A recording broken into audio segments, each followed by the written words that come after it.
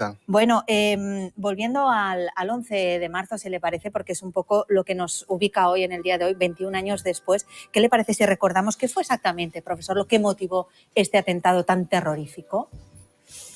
Ese atentado se produce en un momento donde Al-Qaeda, que es la organización que impulsa ese ataque, pues tenía en su diana, tenía pues no solo Estados Unidos, sino toda una serie de países occidentales, entre ellos España. Y realmente el atentado es la culminación de toda una serie de años de amenazas y de actividades orientadas precisamente a provocar un gran golpe en un país occidental, que en este caso, por desgracia, pues consiguen culminar y se convierte en el segundo atentado más letal de la historia de Europa. Y 21 años después, profesor, ¿cuáles son hoy en día, y hablo de España, nuestras principales amenazas? ¿Dónde pueden estar? No sé si en los ciberataques, en las guerras híbridas. Tenemos pendiente lo que está ocurriendo en Rusia, que parece lejano, pero creo que no se puede olvidar tampoco la relación que existe, por ejemplo, entre Rusia y Argelia, en el norte de Marruecos. No sé en qué momento a lo mejor Putin puede pensar, Marruecos ha sido siempre un aliado, aunque no oficial de la OTAN, en actuar en esta zona del norte de Marruecos. ¿Usted cómo ve las amenazas en estos momentos, tanto de España? Bueno, pues lamentablemente 21 años después Sí. el abanico de amenazas pues, no se ha reducido. El terrorismo yihadista sigue siendo un problema persistente que, aunque no hablemos de él de manera cotidiana, pues la actividad de estas redes no deja de evolucionar y además se ponen en contexto o en relación con otros problemas que, como comentaba el caso de Rusia, por ejemplo, puede intentar, y de hecho lo ha hecho, agravar la situación de seguridad de otros países, puesto que eso genera un efecto, por ejemplo, de expulsión de población, todo lo que sea debilitar el tejido social de esos países que sitúa como enemigo es algo que beneficia a Rusia y no hay nada que tensione y polarice más que, por ejemplo, un atentado. Y en ese sentido, y dentro de esa lógica de la estrategia híbrida, Rusia no tendría problema en expoliar amenazas ya existentes como la del terrorismo para seguir debilitando a sus enemigos. Por lo tanto, confrontar también a Rusia es una forma de proporcionar seguridad, por ejemplo, en el ámbito del terrorismo, aunque en principio parece que son realidades que no están directamente relacionadas. ¿Usted cree que es necesario un ejército europeo en estos momentos? Yo, que sea un ejército europeo no, posiblemente no es necesariamente la respuesta, sino lo que necesitamos es tener capacidades. Tenemos que tener la posibilidad real de llevar a cabo una política sin tener que ir de la mano de otras potencias, como el caso de Estados Unidos. Sobre todo porque se puede dar, como llevábamos años temiendo, ese contexto donde al final quien llevaba a cabo ese paraguas de seguridad sobre el continente pues decide dejar de prestarlo y nos encontramos con la triste realidad de que no somos capaces de manera independiente pues, de proporcionar nuestra propia seguridad. Entonces, que sea en forma de un ejército europeo es una solución, pero no es necesariamente la única. Que cada uno de los países lleve a cabo una política real de generar capacidades de defensa en sí mismo es una forma de conseguirlo, porque ya se pueden coordinar y aunque no sean bajo una única bandera, llevamos muchos años de experiencia de integrar capacidades, de maniobras conjuntas y no es necesariamente un ejército europeo lo que va a solucionar nuestros problemas, sino la falta de inversión es el principal problema al que tenemos que hacer frente. Silvia, está dejando muy claro el profesor. Javier, también a la mesa. No queda otro camino. Es un poco lo que hablamos antes, ¿no? Ese territorio o ese pasillo sin salida en la que está parte de la izquierda con un no al gasto militar que cae de per se por la situación. Sobre todo porque en España venimos de una etapa de retroceso en gasto militar, que eso ha debilitado, entiendo, bastante las capacidades de las Fuerzas Armadas, ¿no? Es decir, ya no es solo llegar al 2% antes de ese plazo que se había fijado del 2029, es que hay que ganar bastante terreno. ¿Dónde puede ser España fuerte en esas capacidades de las Fuerzas Armadas? Porque invertir en defensa es también invertir en industria española, que es un poco lo que no se cuenta a esa izquierda que está en contra del gasto militar, es invertir también en industria española. Sí, efectivamente, España no solo debe pensar en cómo contribuye a la defensa común de Europa, sino también cómo cubre sus necesidades que son específicas. Y en este caso, España tiene una situación muy particular, pues tiene una serie de ciudades en el norte de África, tiene posesiones insulares y en este caso España debería convertirse en una potencia aeronaval. Es decir, una capacidad de proyectar su fuerza a través del espacio marítimo, puesto que ahí está parte de sus necesidades de seguridad. Y eso en sí mismo es una contribución muy valiosa a la defensa europea. Evidentemente, el norte de África nos debe preocupar y mucho. Y si nosotros no somos capaces de generar un paraguas de seguridad en esa zona, nuestros aliados europeos tampoco van a resolver ese déficit, sobre todo porque la verdadera obsesión es Rusia, como no puede ser de otra manera.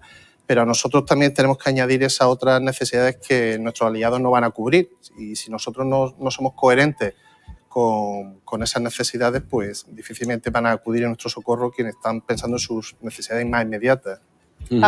Yo quería preguntarle precisamente por el tema de Marruecos y realmente por dónde puede ir los intereses, por dónde pueden ir los próximos movimientos y qué podemos esperar que Marruecos tenga en mente en relación con España.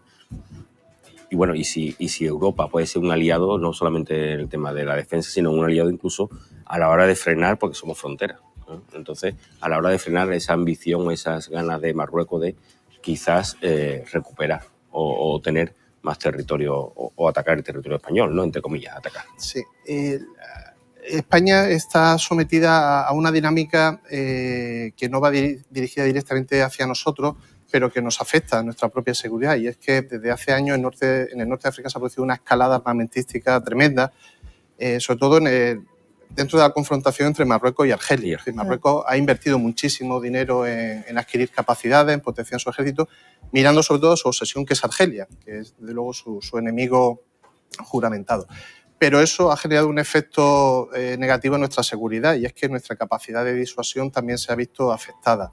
Es decir, la ventaja o la brecha que había de superioridad militar de España hacia Marruecos ha ido reduciéndose año tras año, y los españoles no hemos reaccionado para seguir manteniendo esa ventaja. Por lo tanto, para Marruecos empieza a ser viable plantear de una manera mucho más asertiva, incluso agresiva, determinadas reivindicaciones históricas que ahora precisamente, en la medida en que no existe esa superioridad indiscutida de España, pues puede plantearlo de una manera mucho más agresiva, sobre todo cuando ese vínculo con Estados Unidos no deja de crecer y al mismo tiempo los europeos hemos empezado a sentir ese desenganche de la seguridad estadounidense, y eso lo que hace es agravar aún más ese dilema de seguridad que tenemos con respecto a Marruecos. Pero podemos llegar a ver realmente un avance de Marruecos y una agresión por parte de Marruecos.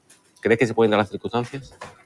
No creo que ese sea el escenario más probable, entre otras cosas porque un acto de fuerza a través de una operación militar, por ejemplo, imaginemos ese peor escenario, ¿no?, para anexionarse Ceuta y Melilla, pues al final es asumir un coste que incluso para Marruecos tampoco compensa.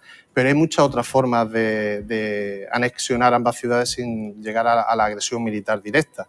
Es decir, pues como de hecho lleva años Marruecos con esas técnicas híbridas, pues de sofocar económicamente las ciudades, de desequilibrar demográficamente las ciudades, de hacer que el coste de que España ejerza su soberanía sobre Ceuta y Melilla vaya aumentando año tras año, y al fin y al cabo lo que se pretende es provocar ese desenganche, ¿no? Que llegue un momento que España entiende que no tiene sentido seguir ejerciendo la soberanía sobre esos territorios y se plantee una cesión, puesto que ya no tiene sentido seguir ejerciendo ese acto, ¿no?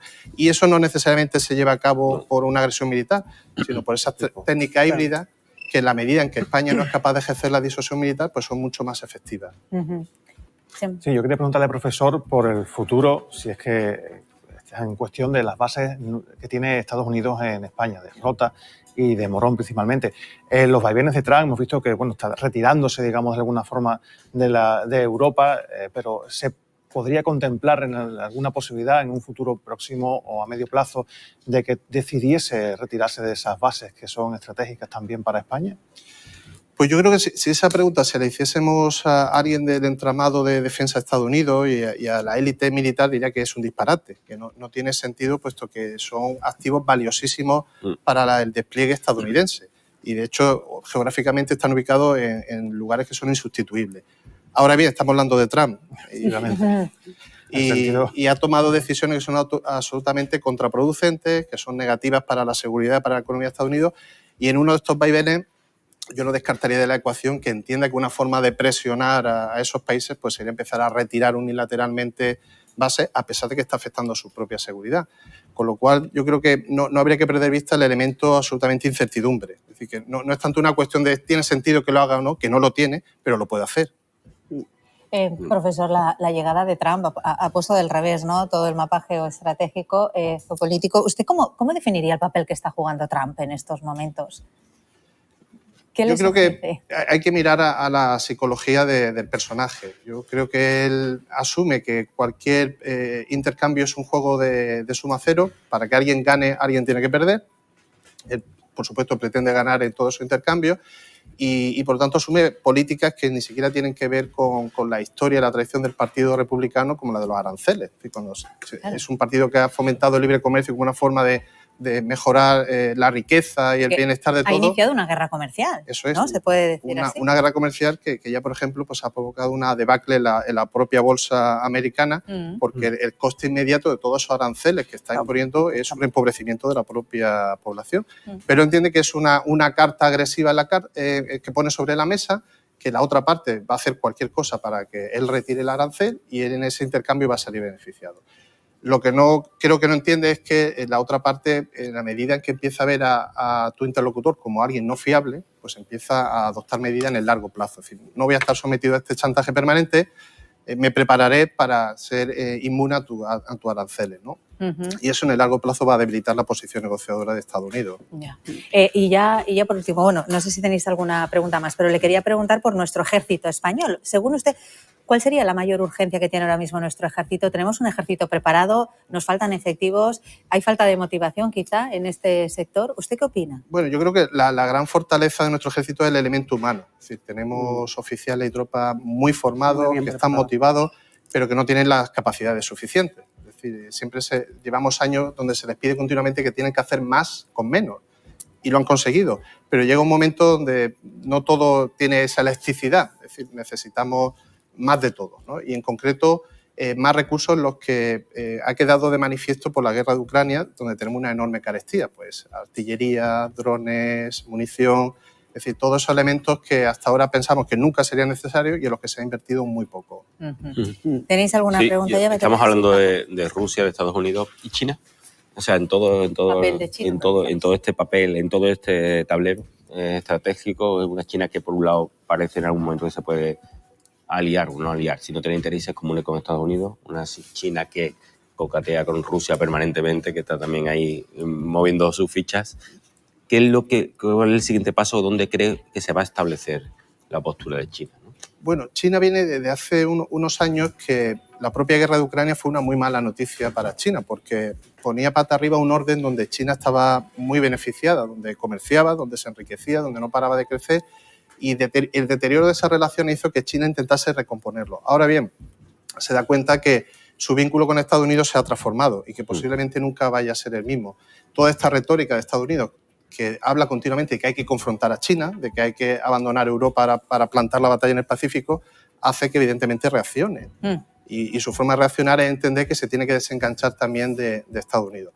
Por ejemplo, no ha parado de vender deuda pública estadounidense desde hace años. Es decir, no quiere ir a un escenario donde en un conflicto con Estados Unidos, Estados Unidos tiene que pagar una deuda que yo tengo y por lo tanto no puedo escalar hacia determinado lugar. En la medida en donde se desenganche, se profundice, China también será más asertiva y será menos amistosa a la hora de relacionarse con Estados Unidos, lo cual es lógico también. ¿Y a Europa en qué puede afectar esa decisión de China? Pues imagino que China intentará tentar a Europa. Es decir, en la medida en donde ahora no te puedes fiar tanto de Estados Unidos, pues aquí tienes un socio mucho más fiable, más predecible y por lo tanto yo puedo intentar compensar ese vacío que deja Estados Unidos. Profesor, hoy en Arabia Saudí se reúne Zelensky con una delegación estadounidense para hablar pues del fin de esta invasión rusa. ¿Gana Rusia en todo esto finalmente? Bueno, tal y como Estados Unidos ha planteado el fin de la guerra, claro que gana Rusia, porque ha asumido todos los términos de Rusia. ¿De qué ha servido estos 3 años de guerra? Pues realmente para poco, desde la óptica de la seguridad europea. Tampoco hay que perder de vista que el ejército ruso ha experimentado unas pérdidas brutales. Es decir, ahora mismo a nivel convencional sería incapaz de invadir otro país, puesto que su ejército ha quedado seriamente dañado en esa guerra costosísima. Ahora bien, Rusia sigue teniendo mucha capacidad para hacer daño precisamente a través de sabotajes, de ciberataques, de fomentar la inestabilidad en otros lugares y va a seguir jugando esa carta. Pero al final se le está dando una vía de salida a Putin muy favorable, Claro. que es esa idea de que al final ha vencido, aunque la realidad luego sea mucho más dura para la seguridad de Rusia.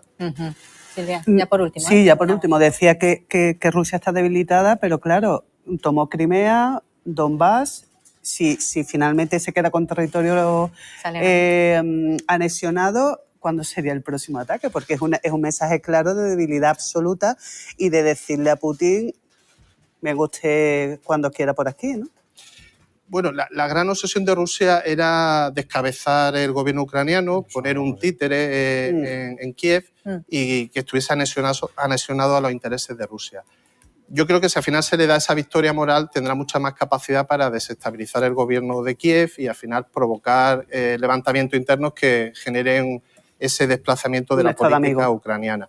Aunque a nivel material siga teniendo lo mismo que tenía al inicio de la guerra, que es Crimea y que son las regiones fronterizas del Donbass. Es decir, no va a ganar más territorio, pero esa victoria moral le permitirá decir que bueno, Zelensky al final ha llevado al país, aunque sea falsamente, a una guerra de 3 años, con el coste que eso lleva asociado, e intentará cobrarse esa pieza, sobre todo cuando Estados Unidos ha dejado de apoyar ese aliado. Pues profesor Manuel Torres, catedrático en Ciencia Política de la Olavide, muchísimas gracias por estar con nosotros. A vosotros, un placer. Experto en seguridad y defensa, ha sido un placer y gracias. Le esperamos próximamente. Ahora vamos a cambiar de asunto también porque a la